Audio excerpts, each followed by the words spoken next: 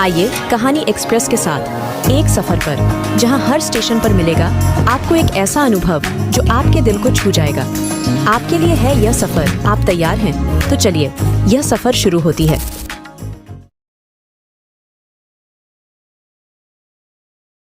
रांची के मशहूर college Saint Xavier के सामने कुछ लड़के चुनावी कैंपेनिंग की आड़ में वहां की आती जाती लड़कियों को छेड़ रहे थे। अचानक से एक थप्पड़ की आवाज ने सबका ध्यान अपनी ओर खींच लिया। साथ ही एक लड़की की आवाज भी सुनाई दी। शर्म नहीं आती तुम सबको? चुनाव प्रचार के बहाने यहां खड़े लड़कियां छेड़ रहे हो। ये सब देखकर वन जोड़ी आंखों में नफरत भर गई। कुछ देर बाद वहां 27 साल का एक लड़का वहां आया। गेहुआ रंग, भूरी आंखें, 6 फीट के करीब लंबाई, बलिष्ठ शरीर और हंसमुख स्वभाव, कुल मिलाकर एक आकर्षक व्यक्तित्व का स्वामी।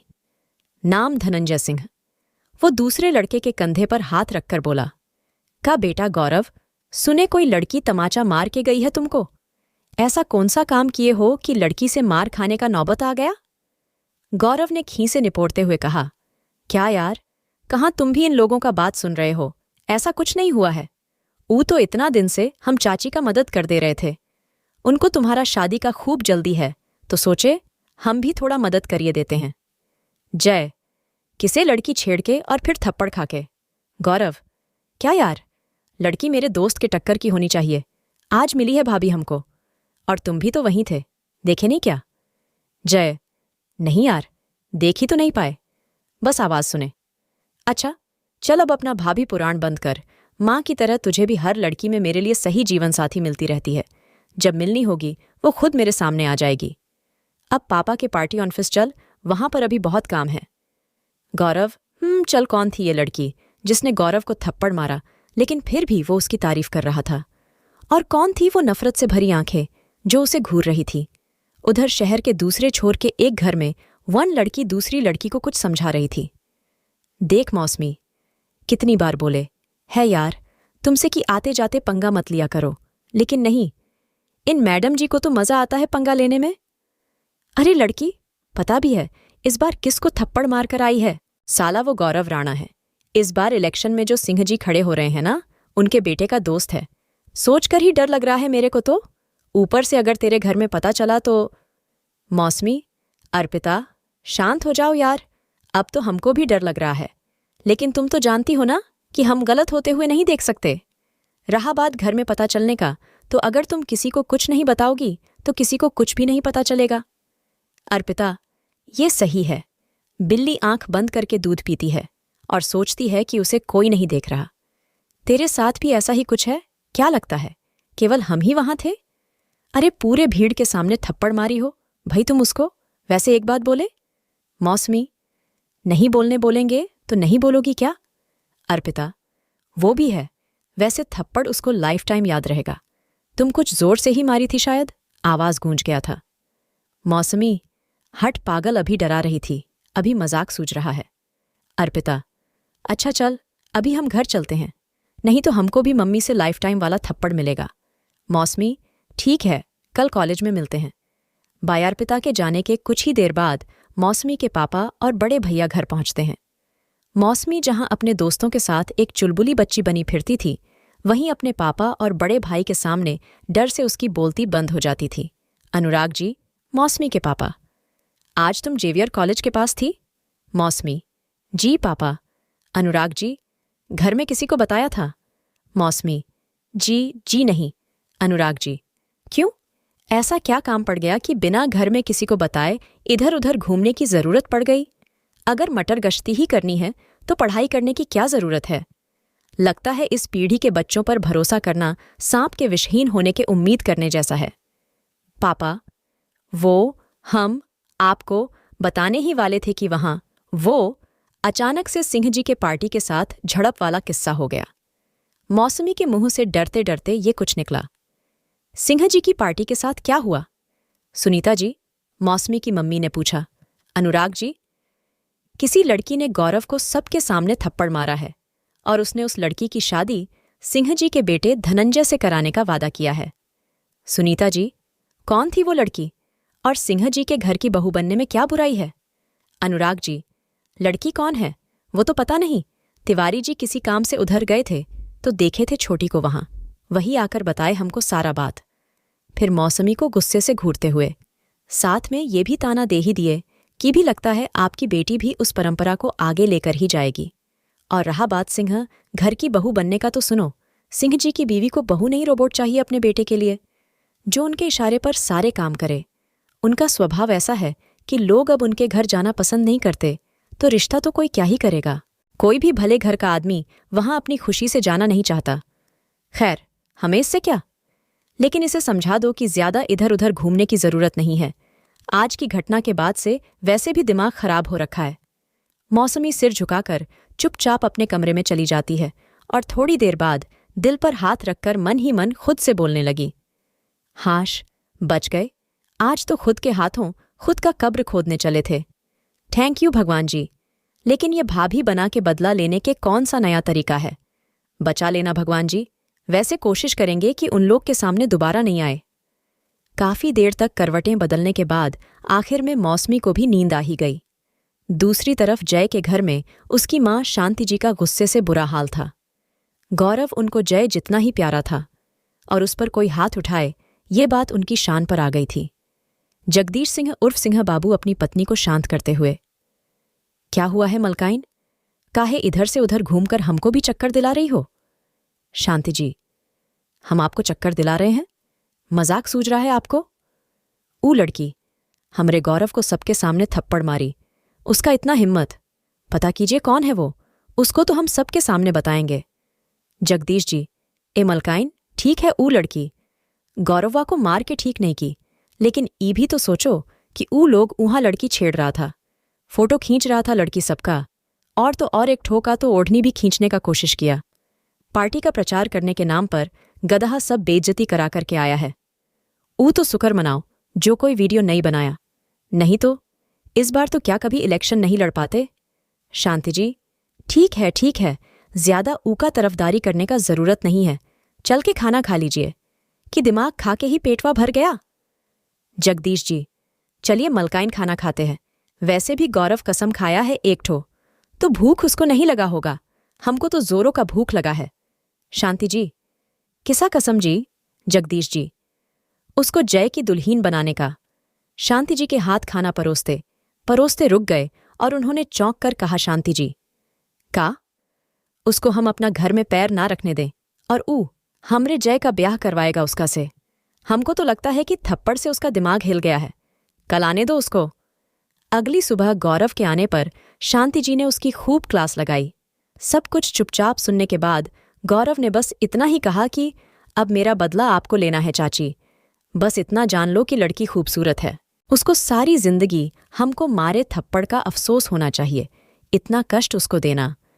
काहे कि अपनी माँ से ज्यादा हमको आप पर भरोसा है। उम्मीद करते हैं कि जो बात सब तरफ फैला दिए हैं बेकार नहीं जाने देंगे आप। अभी चलते हैं, बाकी ऊ लड़की का नाम पता सब मालूम करना है। अरे ये क्या हुआ, ये मजाक नहीं था? गौरव के बदले की खातिर क्या मौसमी को सच में जय से शादी करनी पड़ेगी, या आएगा उसके लाइफ में कोई समवन स्पेशल? क्या है वो खानदानी परंपरा जिसके लिए तिवारी जी ताना मार कर गए हैं अनुराग बाबू को? सस्पेंस क्लियर करेंगे ना अगले पार्ट में।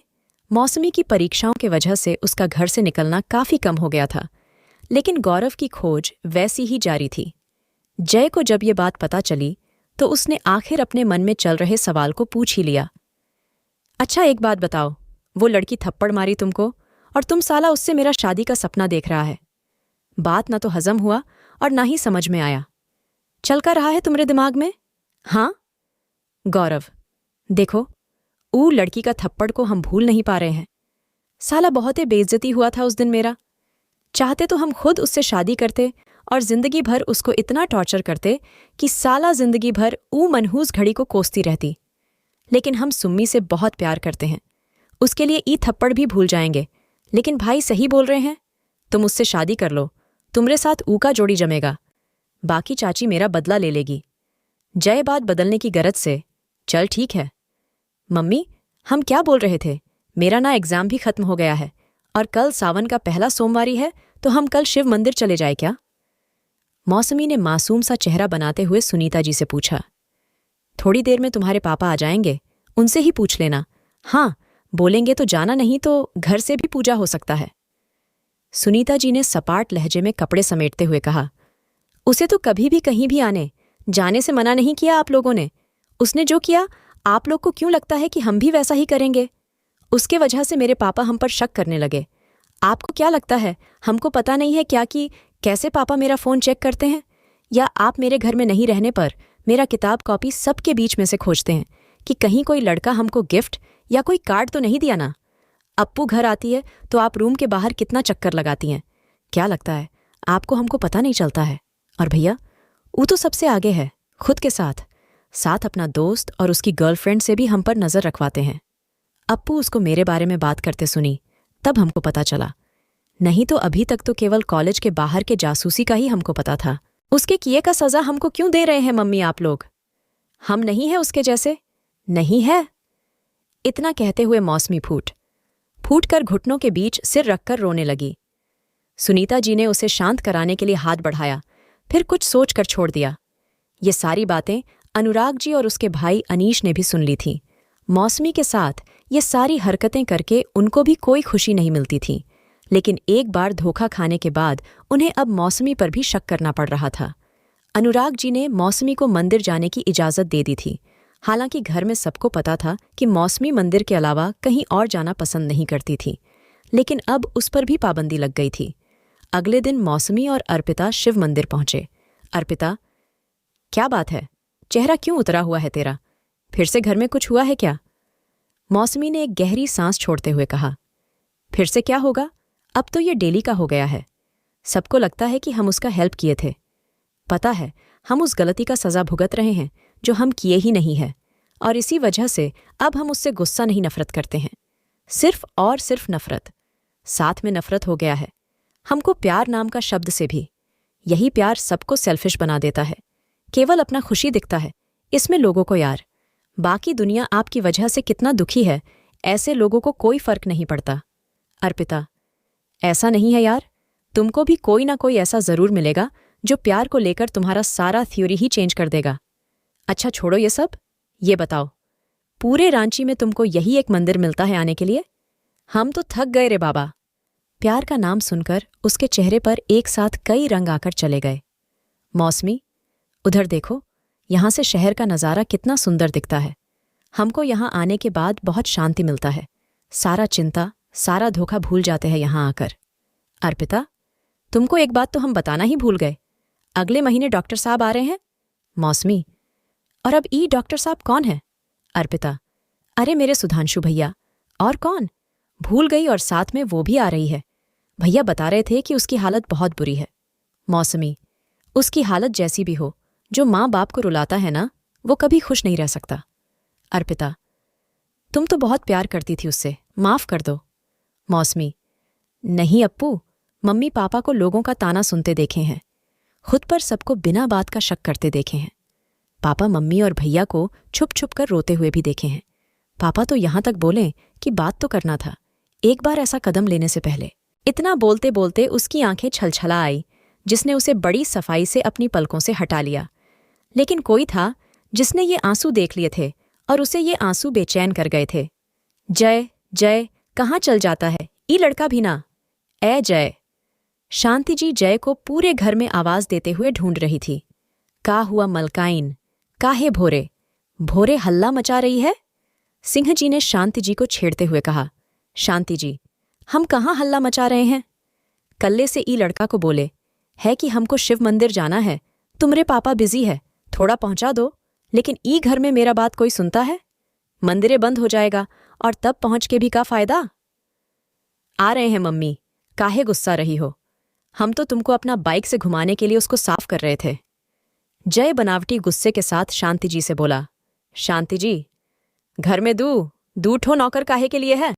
तुमरा एगो फटफटिया नहीं साफ होता है ई दूनों से। है कहाँ दूनों?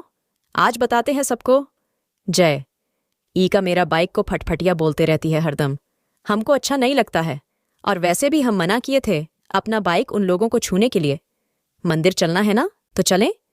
शांति जी, ऐसे जाएगा? चुपचाप जाकर कुछ ढंग का पहन कर आओ। और हाँ, हम तुम्हारा फटफटिया से नहीं जाएंगे तो कार निकालो गैरेज से। गिर उड़ गए तो कोई सेवा करे के लिए भी नहीं है। जय, ठीक है चलो। मंदिर पहुंचने के बाद शांति जी पूजा करने चली गई और जय यूं ही परिसर में घूमने लगा। तभी उसकी नज़र एक लड़की पर पड़ी। गोरा रंग, गहरी भूरी आंखें, गुलाबी होंठ और कमर तक आते उसके आधे गीले आधे सूखे बाल।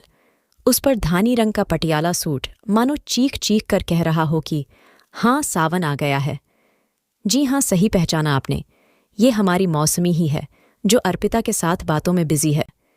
मौसमी की आंखों में अचानक छलछला आए आंसुओं से ना जाने क्यों जय को एक अजीब सी बेचैनी सी महसूस होने लगी। वो उनके नज़दीक जाने का सोच ही रहा था कि तभी वो दोनों वहां से जा चुकी थी। अरे मौसमी, रुको तो, कहाँ चल दी? कम से कम ये तो बताकर जाओ कि वो लड़की है कौन जिससे तुम नफरत करने लगी हो। तुम किसी से प्यार करती थी क्या? अच्छा, वो छोड़ो, जय से दोबारा कब और कहाँ मिलोगी? अरे बाबा, कुछ तो बताओ। मंदिर में भीड़ होने की वजह से मौसमी का पर्स वहीं गिर गया। जय जब तक वहां पहुंचा उसने देखा कि दोनों वहां से जा चुकी थी। जय ने पर्स उठाकर नाम पता देखा और कुछ सोचकर मौसमी के पर्स में से एक पासपोर्ट साइज फोटो अपने पास रख लिया। इतने में शांति जी वहां आई और जय को पर्स के साथ खड़े देख पूछ बैठी, किसका पर्स लेके खड़ा है तुम यहां धूप में? हम उन्हें पूजा करने गए थे और तुम यहां लड़की घुमा रहा है। का मम्मी, गजबे बोलती हो यार तुम भी। तुमरे होते हम किसी और को घुमा सकते हैं। तो किसी का पर्स गिर गया था तो ओ ही देख रहे थे। कोरियर करवा देंगे बोलोगी तो? एडमिट कार्ड है बैंक एग्जाम का, नहीं तो खुदे चले जाओ, दे आना। हम कहीं नहीं जाएंगे। और सुनो, तुमको भी ई समाज सेवा ज्यादा करने का जरूरत नहीं है। चुपचाप मंदिर में छोड़ दो, जिसका होगा आके लेके जाएगी। इतना कोई बेहोश होता है का कि पर्स गिर गया और पते नहीं चला? अरे जाने दो ना मम्मी, एग्जाम का बात है, कुरियर करवा देते हैं। एगो समाज सेवा सही, जो करना है करो। चलो कि और पूजा करना है। घर चलो अब। ठीक है चलो। ओंटो से उतरते वक्त मौसमी को पता चला कि उसका पर्स गुम हो चुका है। वापस मंदिर जाने में उसे फिर से करीब 1 घंटे का समय लगता, इसलिए उसने घर जाने का ही फैसला लिया। घर आने पर मौसमी ने देखा कि मैले कुचैले कपड़ों में एक औरत जमीन पर बैठी सुबक रही थी। ऐसा लग रहा था जैसे उसे बहुत पिटा गया हो। और वहीं मौसमी की माँ रोते रोते किसी को फोन लगा रही थी। मौसमी का एक बारगी मन किया कि जाकर देखे कि कौन है वो औरत, लेकिन अपने पर्स गुम हो जाने की वजह से उसका दिमाग यूं ही भन्नाया हुआ था, तो उसने चुपचाप अपने कमरे में जाना ठीक समझा। सुनीता जी ने उसे यूं अपने कमरे में जाते देखा तो बेहद लाचारगी से उससे पूछा, छोटी, अपनी ही बहन से तुमको इतना नफरत हो गया कि ऐसा हालत में देखकर भी तुम उसको अनदेखा करके जा रही हो? कहाँ कमी रह गया मेरे परवरिश में बेटा? मौसमी ने हैरानी से सुनीता जी की ओर देखते हुए कहा, दियाई है? कहाँ? सुनीता जी ने आंसू भरी नजरों से उस महिला की ओर इशारा किया। मां की नजरों का पीछा करती मौसमी की हालत उसे देखते ही सह नहीं पाई और सहारे के लिए पास पड़े सोफे को पकड़ लिया। निम्मी दी। काफी देर बाद बहुत मुश्किल से मौसमी के गले से आवाज निकली। नमिता ने धीरे से सिर ऊपर उठाया। उसका दायां गाल बुरी तरह सूजा हुआ था। माथे पर 2-3 जगह गहरे कट के निशान के अलावा एक ताज़ा चोट का निशान भी था। उसे देखते ही मौसमी फफक पड़ी और उसके सामने बैठकर उसे अपने गले से लगाकर रोने लगी। आई एम सॉरी दी, माफ कर दो हमको, सब मेरे चलते हुआ है, बोलने लगी और बोलते बेहोश होकर गिर पड़ी। सुनीता जी ने पानी के छींटे मारकर उसे होश में लाने की कोशिश की, लेकिन नमिता निर्विकार भाव से उसे देखती रही। दूसरी तरफ रॉक गार्डन में गौरव और सुम्मी एक दूसरे का हाथ थामे पानी की लहरों को देख रहे थे। सुम्मी ने गौरव के कंधे पर अपना सिर टिकाए हुए ही उससे पूछा, गौरव, तुम्हारी मम्मी क्या सच में नहीं मान रही है हमारे रिश्ते के लिए? झूठ काहे बोलेंगे यार हम तुमसे? और बोले, ना कि हम मना रहे हैं घर में सबको। पता नहीं का जिद है सबका? गलत भी तो नहीं है ना? हम भले 55,000 रुपया महीना कमा ले, घर का सारा काम काज से लेकर सिलाई कढ़ाई तक जानते हो, भले पेंटिंग मेरा शौक हो जिससे हम अपना घर सजा रखे हैं, लेकिन इतना सबको छोड़कर सबसे बड़ा दुर्गुण जो हम में है वो है कि हम गोरे नहीं हैं, और बस इसी वजह से तुम्हारे घर वाले हमको नहीं अपना रहे हैं, है ना? गौरव सुम्मी की इस बात पर निरुत्तर हो गया, क्योंकि बात वास्तव में यही थी। उसने बात बदलते हुए कहा, तुम यहाँ हमसे मिलकर खुश होने आई हो या रोतलू बनकर जाने के लिए आई हो? क्या मतलब? सुम्मी ने चौंकते हुए पूछा। मतलब ये कि तुम्हारा मूड खराब हो गया है। आओ जरा ठीक कर दे। गौरव ने कुछ शरारत से गहरी आवाज में उसके कान में कहते हुए उसके कान के किनारे को धीमे से चूम लिया तो सुम्मी सकपकाकर दूर हट गई। क्या कर रहे हो? सब देख रहे हैं हमें यहाँ। अरे लेकिन हम कहाँ कुछ किए? और वैसे भी कुछ तो लोग कहेंगे, लोगों का काम है कहना। गौरव ने जिस अंदाज में ये बात कही, सुम्मी की हंसी छूट पड़ी। कुछ देर खामोशी से बैठने के बाद अचानक ही सुम्मी को कुछ याद आया और उसने गौरव से पूछा, तुमको कोई लड़की थप्पड़ मारी थी कॉलेज के सामने? हम? गौरव ने नजरें चुराते हुए धीरे से जवाब दिया। और राजा बाबू हमको कब बताने वाले थे? सुम्मी ने अपने गुस्से को दबाते हुए पूछा। कभी नहीं शायद। गौरव ने फिर से उसी तरह जवाब दिया। अब सुम्मी का पारा चढ़ रहा था, लेकिन उसने फिर भी उसे एक मौका देते हुए कहा, जोर से बोलो। उधर हड़बड़ी में गौरव के मुंह से जोर से निकला, जय माता दी। इतना सुनते ही आस पास बैठे जोड़े और पास से गुजरते लोग उन दोनों को देखकर मुस्कुराने लगे।